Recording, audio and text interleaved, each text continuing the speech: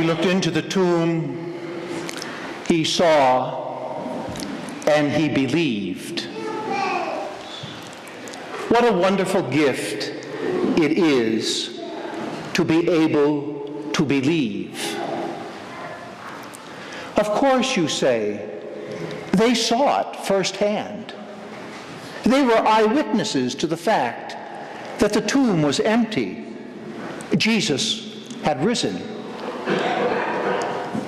You are right. It is easy to believe when we see, when we experience something firsthand. That is why Jesus, the night he rose from the dead and appeared to the apostles, the following week Thomas was with them, the one who did not believe. And Jesus, after showing him his hands and his side, said to Thomas, "You have seen, and you believe.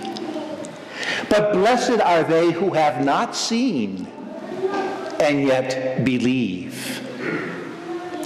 Jesus Christ, the night he spoke to Thomas, was speaking about you and about me.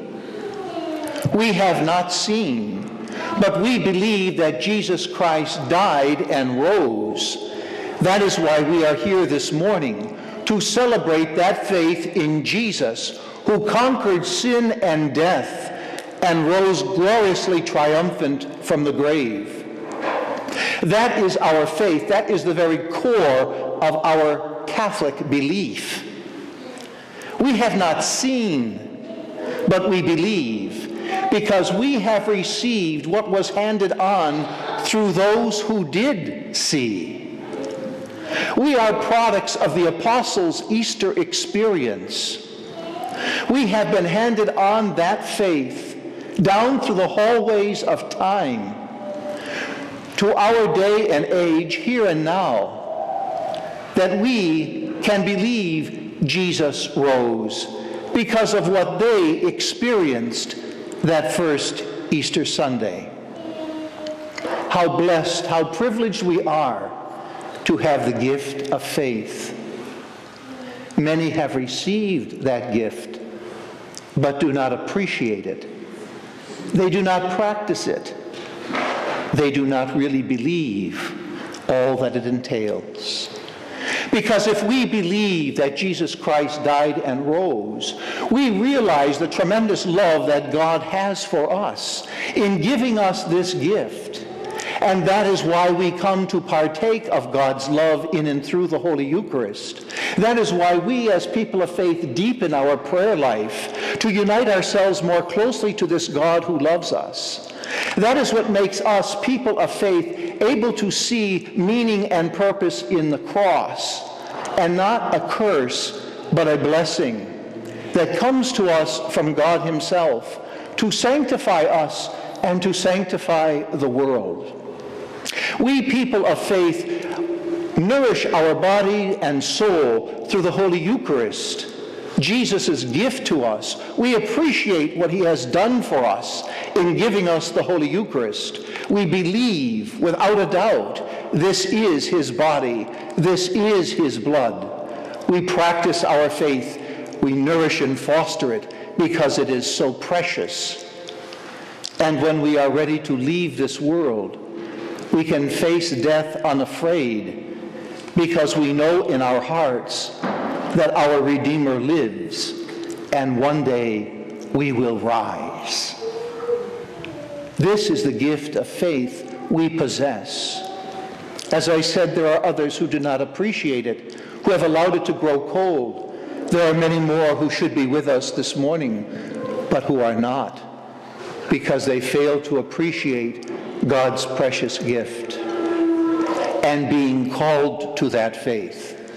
As we heard in the first reading of today's Mass, God chose those who would be witnesses to him. He picked them out, hand-selected them, for them to go forth and proclaim this powerful message. This event here depicted before the altar is an event that happened to Jesus 2,000 years ago.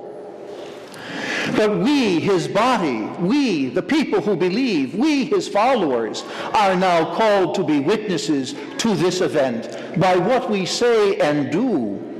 The way we live our lives gives testimony to the fact that Jesus Christ is risen and is alive and lives in our midst, in and through those who believe, in and through those who give witness.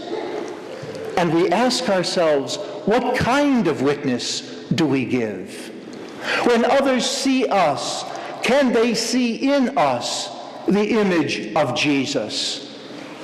Can they experience his warmth, his kindness, his forgiveness, his love in and through our lives and our interactions with them? This is what we are called to be.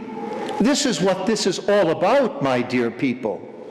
This is what brings us back week after week to nourish and to deepen that faith, so that when we leave this church and go out into the world, we proclaim by what we say and do that this event 2,000 years ago lives today in and through us.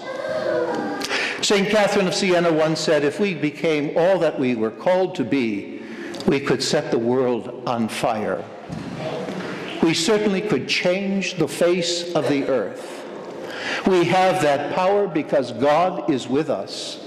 God has chosen us. God has blessed us, not to be simple admirers of an event, not simply to be spectators of his life, but to live his life every day that we live our own. And if we do indeed appreciate that gift, if we do indeed live it, we can make a tremendous difference in our lives and in the lives of others. May God love you and bless you always.